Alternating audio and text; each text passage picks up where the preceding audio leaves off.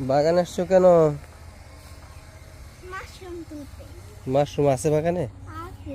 বাগানে আছে কি কি আছে? এটা হচ্ছে থাইল্যান্ডি সবেদা। হ্যাঁ, এটা থাইল্যান্ডি সবেদা, লাল শাক। সুপারি গাছ, মালটা গাছ, বেগুন। কালো বেগুনের চারাগুলো মরে গেছে গা, লেবু গাছ। এই যে এই বেগুন পাশের আছে। আম গাছগুলো হচ্ছে বাড়ি ফোর।